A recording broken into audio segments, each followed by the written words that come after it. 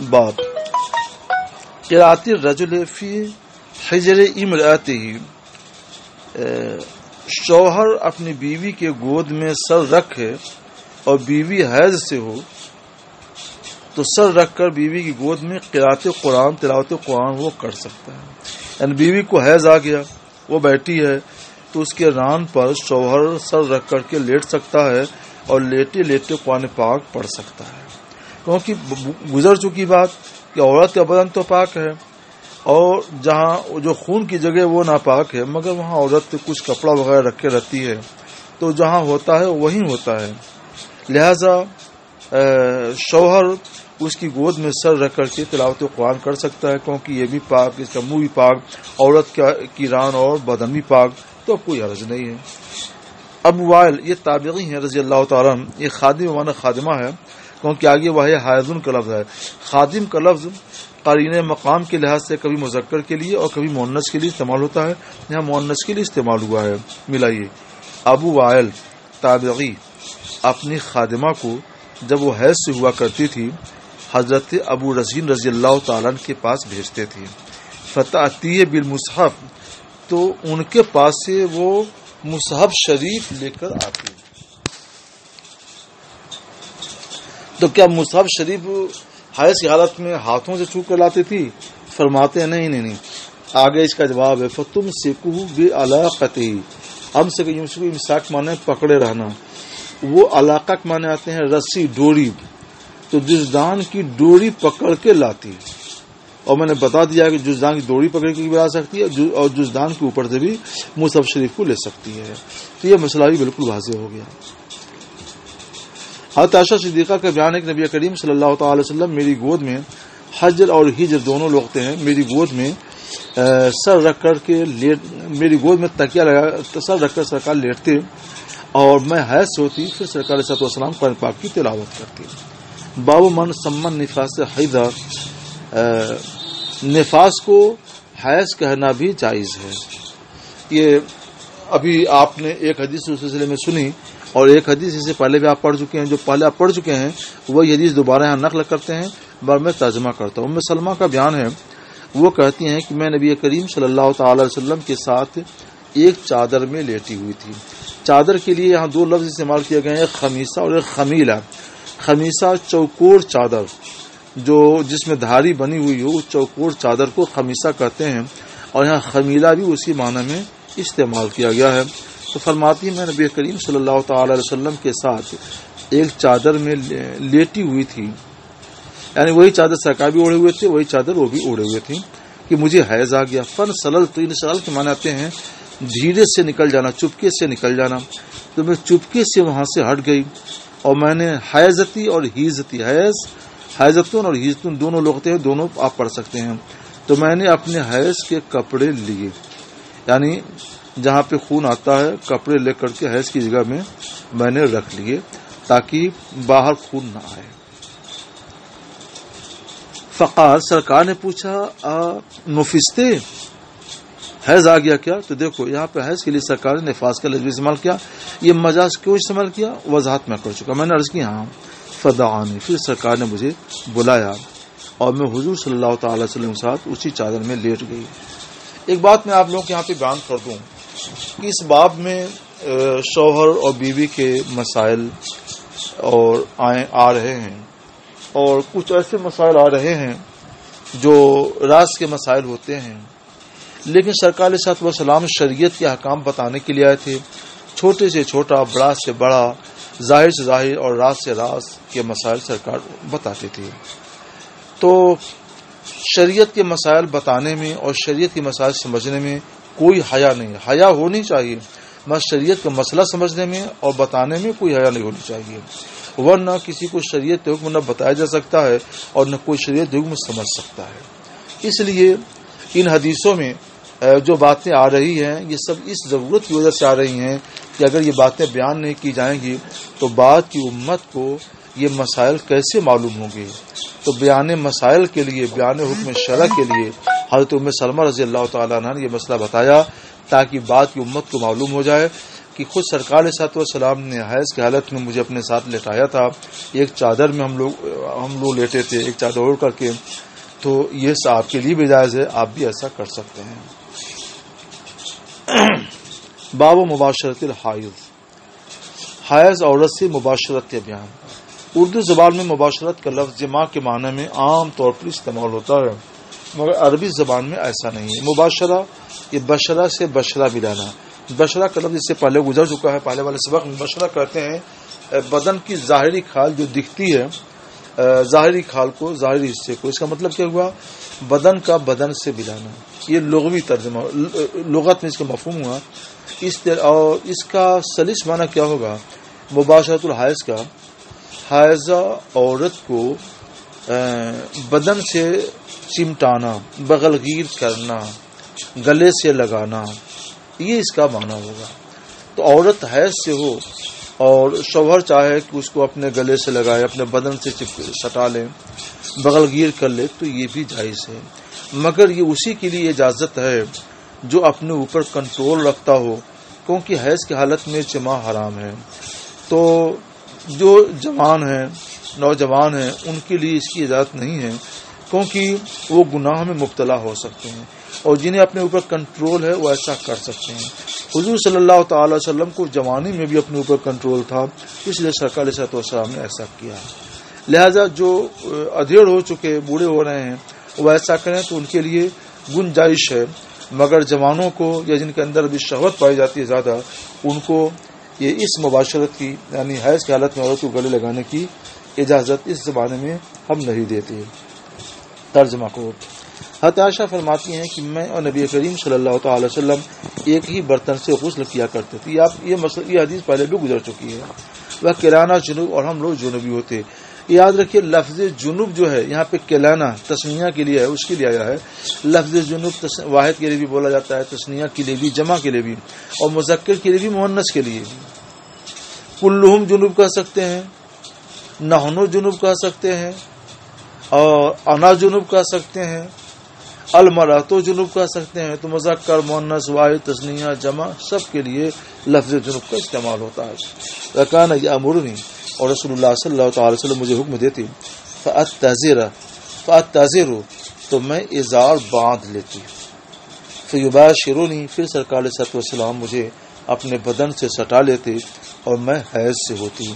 وکان یخرج راسہ، سرکار علیہ الصلوۃ والسلام جب مسجد نبوی شریف میں اعتکاف میں ہوتے تو میری طرف اپنا سر نکال دیتے تو میں سرکار کے سر کو دھوتی اور میں حیض سے ہوتی.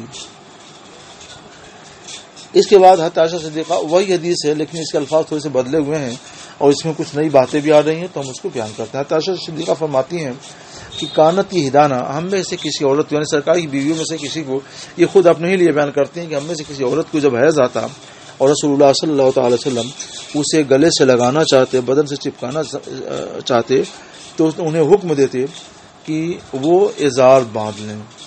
فی فور حیضتھا، حیض کے جوش مارنے کے وقت میں، یعنی جب حیض تیزی سے آ رہا ہوا ہے تو خون، اس وقت سرکار فرماتے کہ ازار باندھ لیں. ثم یباشرھا، پھر اسے اپنے بدن سے چپکا لیتے، سٹا لیتے. مگر ساتھ ہی انہوں نے فرمایا کہ ایکم یملک ایربہ، عرب اور ایرب دونوں لغتیں ہیں. ایرب کے معنی عضو تناسل، مرد کا آلہ تناسل. تو اس طور پر ترجمہ یہ ہوگا کہ ایکم یملک ایربہ، تم میں سے کون اپنے آلہ تناسل پر کنٹرول رکھ سکتا ہے. یعنی جیسا کہ نبی کریم صلی اللہ تعالی وسلم کو کنٹرول تھا، اس لیے تم لوگ ایسا نہ کرنا، کیونکہ تم گناہ میں پڑ سکتے ہو. اور عرب بھی پڑھ سکتے ہیں. عرب کے معنی آتے ہیں خواہش، شہوت.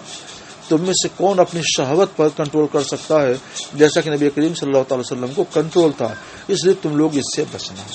تو خلاصہ اس کے یہ ہوا کہ ہم نبی کریم صلی اللہ تعالی وسلم کے جیسے نہیں ہیں.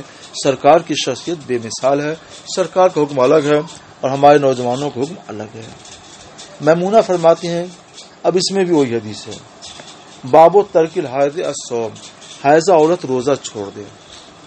ابو سعید خدری کہتے ہیں کہ رسول اللہ صلی اللہ تعالی وسلم بقرعید کے لیے یا عید الفطر کے لیے عیدگاہ کو نکلے، بقرعید کے لیے یا عید الفطر کے لیے عیدگاہ کو نکلے. فمر علی النساء، یہ حدیث بہت مختصر ہو گئی. یہ حدیث اس سے پہلے بھی آپ 2 جگہوں پہ 3 جگہوں پہ پڑھ چکے ہیں کہ سرکار علیہ الصلوۃ والسلام نے خطبہ دیا اور پھر آپ کو جب محسوس ہوا کہ ہماری آواز عورتوں تک نہیں پہنچی ہے تو حضرت بلال کو لے کر سب کو چیرتے ہوئے آپ عورتوں کے مجمع کے پاس گئے اور وہاں آپ نے خطبہ دیا.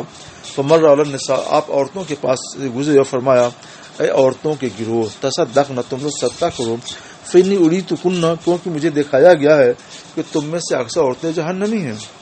فقلنا، تو عورتوں نے پوچھا یا رسول اللہ ایسا کیوں، کہ اکثر عورتیں ہی زیادہ جہنمی کیوں ہیں؟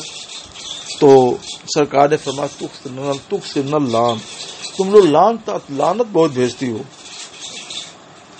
تھوڑی تھوڑی بات ہوئی لعن تان شروع کر دیتی ہو، اور اشرک بنے شوہر، اور شوہر کی ناشکری کرتی ہو. ناشکری کی تشریح سے پہلے گزر چکی ہے کہ شوہر، خود حدیث پاک میں آیا ہے، شوہر زندگی بھر تمہارے ساتھ احسان کرے تو مگر کبھی ایک آدھ دفعہ کوئی تمہارے مزاج خلاف بات ہو جائے تم کہہ دیتی ہو کہ آپ تو زندگی بھر ایسا ہی کرتے رہے، زندگی میں آپ نے ہم کو دکھی پہنچایا ہے، تو یہ ناشکری ہے، تو اس وجہ سے تم کو جہنم میں نے دیکھا، تم اس سے باز آؤ. پھر سرکار نے ایک بڑی حکیمانہ بات ارشاد فرمائی، ذرا سنیے.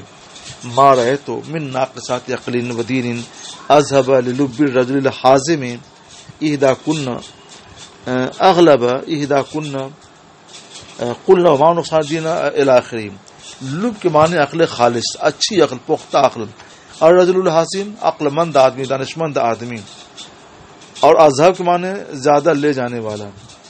ما رأیت من ناقصات عقل و دین اذهب للب الرجل الحازم من احداکن، میں نے عقل اور دین کی ناقصات میں، عقل اور دین کی ناقص عورتوں میں تم سے زیادہ، تم عورتوں سے زیادہ، تم بیویوں سے زیادہ ایک دانشمند مرد کی عقل کو لے جانے والا کسی کو نہیں دیکھا. یہاں پہ ایک شبہ پیدا ہوتا ہے کہ عورتیں تو سب ناقص العقل ہیں، تو پھر عورتوں کو ہی خطاب ہے تو سرکار نے جمع صیغہ کیوں استعمال کیا؟ تو اس کی وجہ یہ ہے کہ عورتیں تو سب ناقص العقل ہیں، بہن ہو، ماں ہو، پھوپھی ہو، وغیرہ وغیرہ، سب ناقص العقل ہیں، سب ناقص الدین ہیں. لیکن مرد کی عقل مند آدمی کی، مرد کی عقل پر وہ سب نہیں چھا پاتی ہیں، چھاتی ہے بیوی، محبت کی وجہ سے وہ چھا جاتی ہے. اس لیے سرکار نے فرمایا کہ جو عورتیں جو ناقص العقل ہے، ناقص الدین ہیں، ان میں سب سے زیادہ عقل مند آدمی کی عقل پر چھا جانے والی، اس کی عقل کو لے جانے والی تم سے زیادہ بہنیں کسی کو نہیں دیکھا. تب عورتوں نے پوچھا، یہ بیویوں کو خطاب کیا سرکار نے، تب عورتوں نے پوچھا سرکار ہم لوگ ناقص العقل ہیں، ناقص الدین ہیں، تو یہ عقل کی کمی کیا ہے اور دین کی کمی کیا ہے؟ تو سرکار نے فرمایا الیس شہادۃ المرأة، کیا عورت کی گواہی ایک مرد کی گواہی کے آدھا نہیں ہے؟ اصل میں 2 عورتوں کی گواہی مل کر ایک مرد کی گواہی کے برابر ہوتی ہے، تو اس لیے وہ عادی ہو گئی تھی، یہ نقصان عقل ہوا. اس کی وجہ یہ ہے کہ مرد کا حافظہ مضبوط ہوتا ہے، عورت کا حافظہ کمزور ہوتا ہے. تو انہوں نے کہا کیوں نہیں؟ تو سرکار نے فرمایا یہ نقصان عقل ہے، عقل کی کمی ہے. پھر حضور نے پوچھا کیا ایسا نہیں ہے کہ جب تم میں کسی کو حیض آتا ہے تو وہ نماز نہیں پڑھتی ہے اور روزہ بھی نہیں رکھتی ہے، نماز بھی چھوڑ دیتی ہے، روزہ بھی چھوڑ دیتی ہے؟ تو عورتوں نے کہا کیوں نہیں؟ تو سرکار نے فرمایا یہ ان کے دین کا نقصان ہے. اس طرح سے عورت ناقص العقل ہوئی اور ناقص الدین ہوئی. مگر نماز میں اور روزے میں فرق یہ ہے کہ نماز معاف ہے اور روزہ معاف نہیں ہے، بلکہ روزے میں صرف چھوٹ مل جاتی ہے کہ رمضان کو روزہ نہ رکھے اور جب عید کے بعد وہ پاک ہو جائے تو اس کی قضا کر لے. میں بتا چکا. باب تقضی الحائض المناسک کلھا الا الطواف، حائضہ عورت حج کے تمام عبادتیں ادا کرے سوائے طواف کے وہ ساری باتیں ادا کر سکتی ہے. اس سلسلے میں ہم نے حدیث نبوی آپ کو پڑھا کر سنا دیا، اس سے کیا مسئلہ مستنبط ہوتا ہے وہ سب بتا دیا. یہاں امام بخاری رحمۃ اللہ تعالی علیہ کچھ اور باتیں بیان کر رہے ہیں. اس میں ایک بات تو یہ ہے کہ قرآن پاک کی تلاوت کر سکتی ہے کہ نہیں، تو میں نے بتایا قرآن پاک کی تلاوت نہیں کرے گی. ہاں، ایک آیت سے کم کی تلاوت کر سکتی ہے. امام اعظم ابو حنیفہ رحمۃ اللہ علیہ کا مذہب یہ ہے کہ قرآن پاک سے اتنا حصہ پڑھ سکتی ہے جس کی قرات کو قرآن پاک کی قرات و تلاوت نہ کہا جائے اور وہ ایک آیت سے کم ہے. بھائی ابراہیم نخعی کہتے ہیں کہ ایک آیت پڑھنے میں کوئی حرج نہیں ہے. اس کا مطلب یہ ہوا کہ ان کے ہاں ایک آیت پڑھنے کو بھی عرفاً تلاوت قرآن نہیں کہتے. اور ابن عباس رضی اللہ تعالیٰ عنہ جنوبی کے لیے قرات قرآن میں کوئی حرج نہیں محسوس کرتے تھے، مگر یہ ان کا اپنا انفرادی مذہب ہے. عام امت کا مذہب یہی ہے کہ ناجائز ہے. اور نبی کریم صلی اللہ یہ امام بخاری رحمۃ اللہ علیہ نے اپنے مذہب کے مطابق ذکر کیا ہے. یہ فرماتے ہیں نبی کریم صلی اللہ تعالی وسلم اللہ کا ذکر ہر حال میں کیا کرتے تھے. تو ہم بھی کہتے ہیں کہ ہم بھی ہر حال میں اللہ کا ذکر کریں گے، مگر ذکر الہی الگ چیز ہے اور خاص قرآن پاک کی تلاوت کی الگ چیز ہے. خاص قرآن پاک کی تلاوت سے نبی کریم صلی اللہ تعالی وسلم نے چونکہ ممانعت فرما دی ہے، اس لیے ہم قرآن پاک کی قرات سے ممانعت کرتے ہیں، جس کے علاوہ بقیہ اذکار کی اجازت دیتے ہیں. ام عطیہ رضی اللہ تعالیٰ عنہ صحابی رسول ہیں، ان کا ذکر اس سے پہلے بھی کسی مقام پر جلدی آیا ہے. وہ فرماتی ہیں کہ ہم عورتوں کو حکم دیا گیا تھا کہ حیض حائض کی جمع ہے کہ ہم حائضہ عورتوں کو بھی نکال کر لے جائیں، یعنی عیدگاہ لے جائیں. فیکبرنا تو وہ بھی تکبیر کہیں، یعنی اللہ اکبر اللہ اکبر لا الہ الا اللہ واللہ اکبر اللہ اکبر للہ الحمد، وہ بھی تکبیر تشریق کہیں. ویدعون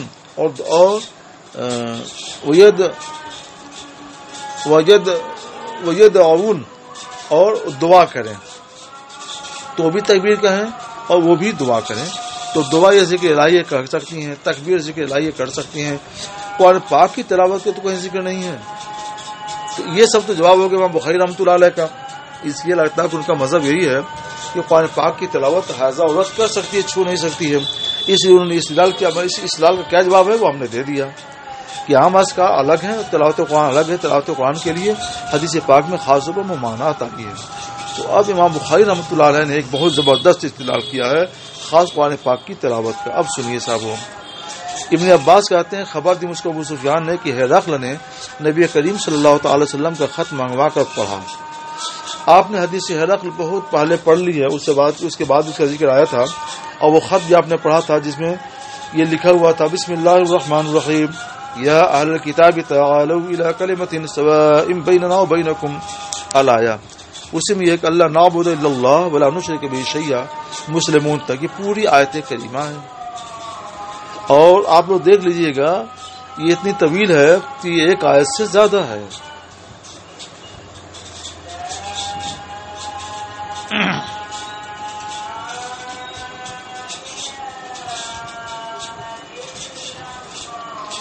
اس خط کو امام بخاری رحمۃ اللہ علیہ نے پیش کر کے یہ ذہن دیا اس مسئلے کا استخراج کے دیکھو ہرقل نصرانی تھا تو نصرانی جو ہے جب کبھی جنوبی ہو جائے تو اس کے غسل میں وہ اہتمام نہیں ہے جو ہمارے ہاں اہتمام ہے، تو وہ پاک نہیں ہوگا. اور جب پاک نہیں ہوگا تو قرآن پاک کی آیت کو نہ چھوئے گا نہ پڑھے گا. حالانکہ سرکار صلی اللہ علیہ وسلم نے اپنے خط میں پوری قرآن پاک کی آیت کریمہ لکھ کر بھیجی جس کو پڑھا بھی اور چھوا بھی.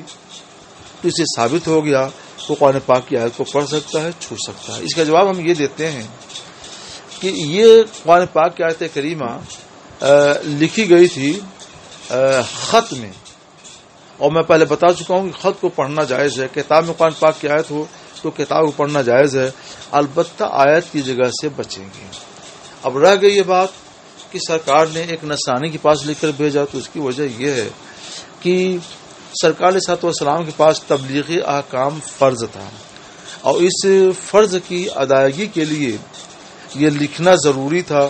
تو بوجہ ضرورت شرعی یہ اجازت ہو گئی. یہ تو ہمارے شارحین حدیث نے تشریح کی. مگر ایک بات ہمارے ذہن میں آئی، ایک جواب ہمارے ذہن میں آیا کہ غسل کا طریقہ ان کے ہاں بھی نصارہ کے ہاں بھی اللہ کی طرف سے بتایا ہوا ہے. تو وہ اگرچہ ہمارے مذہب پر ایمان نہیں رکھتے لیکن غسل تو اسی طور پہ کرتے تھے جس طور پہ انہیں حکم تھا، اور اس طور پہ عمل کرنے سے ان کا غسل صحیح ہوگا اور جنابت سے وہ پاک ہو جائیں گے. اس لیے ان کے لیے چھونا پڑھنا سب جائز ہوا. لہذا اس خط سے بھی استدلال نہیں ہو سکتا. اور حکم کہتے ہیں کہ انی لازبہ ہو، میں جنابت کی حالت میں جانور ذبح کر لیتا ہوں، اور اللہ عز و جل فرماتا ہے وَلَا تَأْكُلُوا مِمَّا لَمْ يُذْكَرِ اسْمُ اللَّهِ عَلَيْهِ، اس جانور سے نہ کھاؤ جس پر اللہ کا ذکر نہ کیا گیا ہو. یعنی بسم اللہ اللہ اکبر پڑھ کر جانور ذبح کیا جاتا ہے. تو اس سے امام بخاری کا استدلال یہ ہے کہ جب حالت جنابت میں ذبح جائز ہے اور ذبح بسم اللہ اللہ اکبر پڑھ کر کیا جاتا ہے تو ذکر الہی جائز ہوا. ہم کہتے ہیں ہم بھی ذکر الہی سے منع نہیں کرتے، ہم بھی اجازت دیتے ہیں، صرف قرآن پاک سے منع کرتے ہیں. اس کے بعد جو حدیث آ رہی ہے عائشہ صدیقہ کی، وہی حدیث ہے جو ابھی آپ نے دو بار اسی باب میں پڑھ لی. اب باب الاستحاضہ.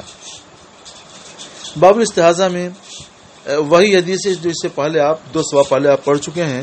ہم ایک مرتبہ پھر ترجمہ کر دیتے ہیں، احکام تو آپ نے سن لیا ہے.